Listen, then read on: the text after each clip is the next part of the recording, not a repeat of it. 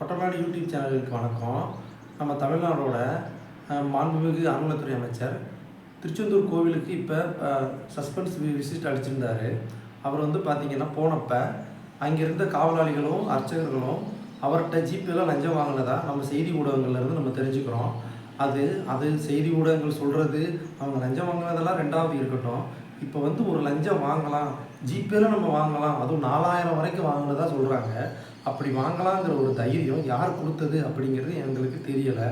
இப்போ வந்து பார்த்தீங்க அப்படின்னா இதுக்கு முன்னாடி இருந்த நிர்வாக சீர்கேடு தான் இதுக்கு காரணம் அப்படின்னு நம்ம சொல்லலாம் அப்படின்னு நினைக்கிறேன் நான். இது எதனால் ஏற்படுது அப்படின்னா, பொது தரிசனத்தில் மக்கள் வந்து கடவுளை தரிசிக்க போனால் நேர விரயமாகும், ரொம்ப நேரம் ஆகும் அப்படிங்கிற மக்கள் மனதில் இந்த மாதிரி ஒரு கள்ளத்தனமான ஒரு விஷமத்தனத்தை வந்து விதைச்சிருக்காங்க. இது ஒரு தவறான செயல். அதனாலே மக்கள் வந்து என்னென்னா ஸ்பெஷல் தரிசனம், விஐபி தரிசனம் எப்படியாவது வேகமாக சாமியை பார்க்கணும் அப்படிங்கிற நோக்கத்தை இந்த மாதிரி ஆட்கள் வந்து பயன்படுத்திக்கிறாங்க. அதுதான் உண்மை. இது இந்த திருச்செந்தூர் கோவில் மட்டும் இல்லை, தமிழ்நாட்டில் இருக்க நிறைய கோவில்களில் இதே சூழ்நிலைதான் வந்து நிலவுது. இது வந்து பாமரனுக்காக இருந்த ஒரு கோவில்கள் எல்லாமே இப்போ வந்து பார்த்தீங்க அப்படின்னா பணக்காரர்களுக்கும் பணம் படைத்தவங்களுக்குமான கோவிலாக மாறி வருதோ அப்படிங்கிற எண்ணம் வந்து நமக்கு வருது. கோபுரத்தை தரிசனம் பண்ணிட்டு போகிற பாமரனை பார்க்கும்போது நம்ம மனசு ரொம்ப வேதனையாக இருக்குது. நம்ம திருச்செந்தூர் போனோம் அப்படின்னா நிம்மதியாக ஒரு நாள் அங்கே தங்கி கடலில் குளிச்சுட்டு வர மக்களை பார்க்கலாம். இப்போ இங்கே தங்குறதுக்கு கூட வந்து பார்த்தீங்க அப்படின்னா மக்களை வந்து அனுமதிக்கிறது இல்லை. எதனால் இந்த மாதிரி பண்ணுறாங்க அப்படிங்கிறது எங்களுக்கு தெரியல. மக்கள் வந்து பார்த்திங்கன்னா பக்திங்கிறது வந்து பார்த்திங்க அப்படின்னா மக்கள் வந்து ஒரு ஆத்மார்த்தமான ஒரு நம்பிக்கையாக வந்து கருதுகிறாங்க. அவங்க எண்ணம் போலவே வந்து கடவுளை தரிசிக்கிறதுக்கு வந்து தமிழ்நாடு அரசு வந்து உறுதுணையாக இருக்கணும் அப்படிங்கிறதே எங்கள் சேனலோட வேண்டுகோள்.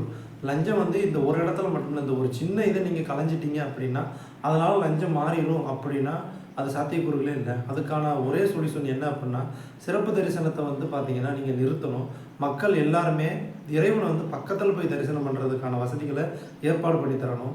ஒரு வேளை வந்து பார்த்திங்கன்னா அவங்களுக்கு சிறப்பு தரிசனம் இருக்குது அப்படிங்கிற ஒரு சூழ்நிலை வச்சாதான் நமக்கு வந்து கவர்மெண்ட்டில் வந்து ஒரு வழியான ஒரு மக்களுக்கு வந்து சேவை செய்கிறதுக்காக பணம் கிடைக்கும் அப்படின்னு சொல்லி நீங்கள் நினச்சிங்க அப்படின்னா பொது தரிசனத்தையும் அதுக்கடுத்து சிறப்பு தரிசனத்தையும் விஐபி தரிசனத்துக்கான நேரத்தையும் ஒதுக்கணும் அப்படிங்கிறது எங்களோட ஒரு தாழ்மையான வேண்டுகோளும் கூட. இது பாமரனுக்கான கோவில் வந்து பாமரனுக்கான கோவிலாகவே இருக்கணும். ஏன்னா மக்களோட கடைசி நம்பிக்கை வந்து கோவில் மட்டும்தான், அங்கே இருக்க இறைவன் மட்டும்தான்.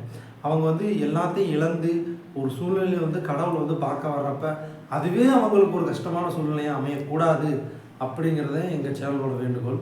இந்த வீடியோ பிடிச்சிருந்தா லைக் பண்ணுங்கள், ஷேர் பண்ணுங்கள். நன்றி.